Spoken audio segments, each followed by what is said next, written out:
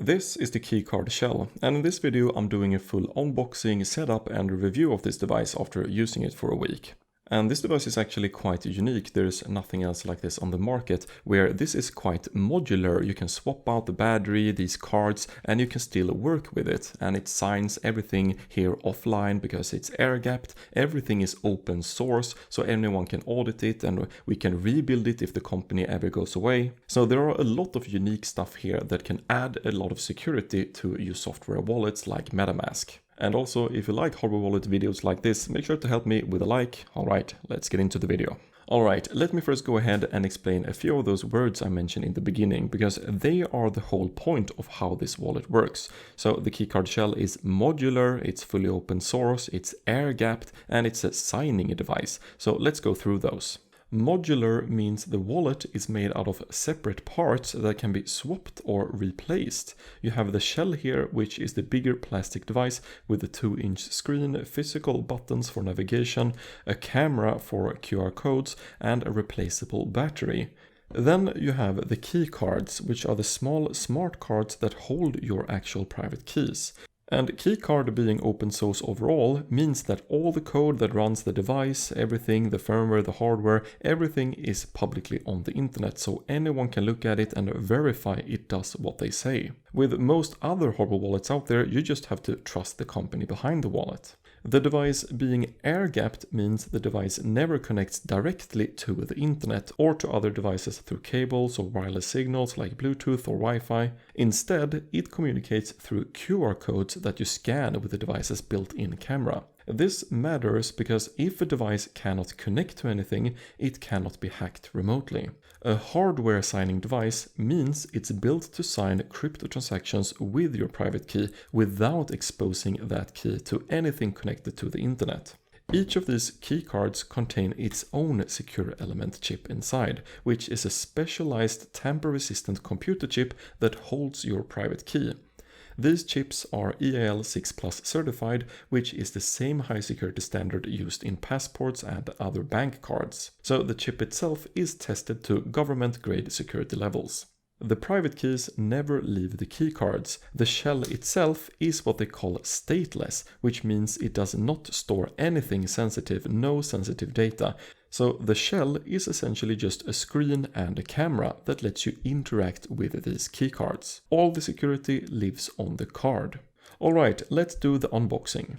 Inside the package we get a get started QR code, the Keycard Shell device itself, a replaceable battery, a USB-C cable for charging, and 2 key cards. Okay, let's set up the Keycard Shell. First thing, we remove the plastic covering, and we insert the battery, and then lastly we insert a key card. And on the back side you push it up all the way. This powers on the shell automatically, and we begin by setting a pin code for this specific card. I'm using a simple pin code here for the demo. The device also has a duress pin feature where you can set up a second pin code that shows a decoy wallet with small or no funds in it. So if someone knocks on your door, comes in and forces you to unlock the device, you can enter the duress pin code and they can then only see the fake empty wallet instead of your real one.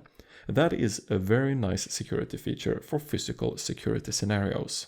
For each of these key cards, you can choose between importing an existing recovery phrase, you can generate a new one, or you can scan a QR code. I'm going to generate a new key pair here.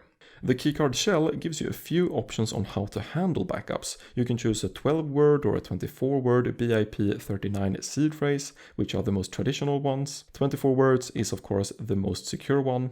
You can also here add a passphrase to them, which is like an extra secret password on top of your seed phrase, or you can use something called SLIP39, which is a more advanced approach where you split your backup into multiple shares, so you need several of them to recover. I will keep it simple here for the video and just go with the 12 words this time. Then the keycard will make you verify a few of these words to make sure you have written them down correctly. Once that is done, you are now here on the main screen. You can scan QR codes to approve transactions. You can connect to software wallets, you can check your settings, and that's pretty much it. In the settings tab, you can manage the card and the shell separately. One useful feature here is the authenticity verification. You can check that your keycard and the websites you connect to are legitimate by scanning QR codes with your phone. It confirms everything is genuine and not been tampered with by a scammer or a counterfeiter. So I first scan the phone with my shell, then scan the shell with my phone, and lastly scan the phone again with my shell, and it shows it's verified. The Keycard Shell works with what people call software wallets through QR code signing.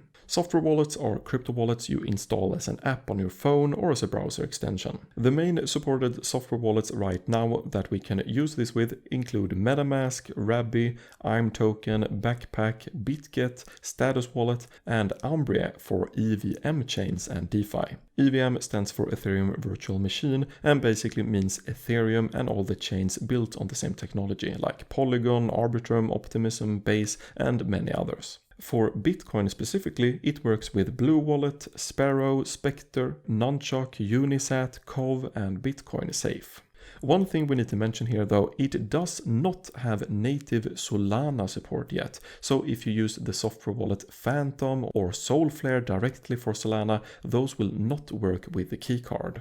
The convenience of using these software wallets is that they are very easy to use, but the risk is that they are connected to the internet, which means hackers can potentially get into them remotely from the other side of the world if you click on the wrong link or if you download malware or a virus or anything. So you're very exposed when you're using a software wallet. The Keycard Shell solves that risk by being the secure offline part that has to approve every transaction here physically. So you keep using the software wallet you already know, but every time you need to send something, approve a transaction or a contract or anything, the actual signing happens on the keycard, which is offline and protected. So the way to think about this device is that it's a secure physical signer. All the blockchain stuff you do and all the technical stuff are already in the software wallet that you use. So in the keycard and the Keycard Shell, there are no extra features and stuff that can add additional risk. To set this up so you can use the Keycard Shell with the software wallet, I'll show you that here, and I will use the MetaMask wallet. In the MetaMask wallet, you just click on accounts and you add a new hardware wallet account. And click here, QR-based hardware wallet. Many other software wallets have the name Keystone here as a QR code wallet, so that works as well. So any wallet that supports Keystone will work with it.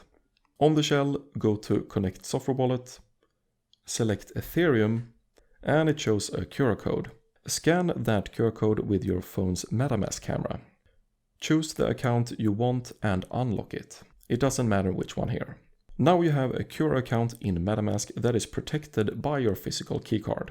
I will send some BNB over from one of my normal MetaMask accounts to this QR account that I just created. And we can see it arrives here. Now let's send it back to my other account again to show the full flow here. And you can see there's only just one step that's gonna be different here. In MetaMask, when I click send, and I'm just about to approve and confirm this transaction, then it pops up a QR code with the transaction details. Here I need to use the shell and I tap scan QR code on the main menu. The camera starts and I just point it at my MetaMask and review everything on the big clear screen. After reviewing the details, I confirm. The shell then shows a signed QR code, which I need to scan back with my MetaMask on my phone. And when that's done, the transaction is approved and it's on its way. And that is the core usage of how this works. This is basically just a signer where every outgoing transaction requires physical approval of the device via QR code scanning. Alright, here is my take after using the Keycard Shell and the starter kit for about a week. What I like about this approach is that a lot of traditional hardware wallets come with their own big software suite, their own programs, and they try to do everything inside the devices and their programs.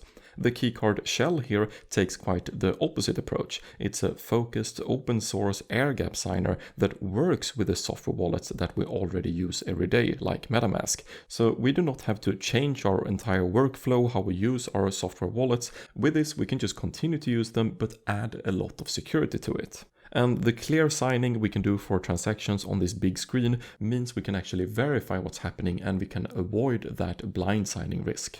The modular and future-proof design is something I really appreciate with the Keycard Shell. The replaceable battery is a Nokia BL4C style, which means it's a widely available standard battery you can get anywhere. So even if the entire company Keycard goes and disappears tomorrow, the entire open source code means the community can keep supporting this device and you can access everything. So that kind of long-term resiliency is something a lot of people appreciate within this space, and it makes sense for hardware wallet devices like this.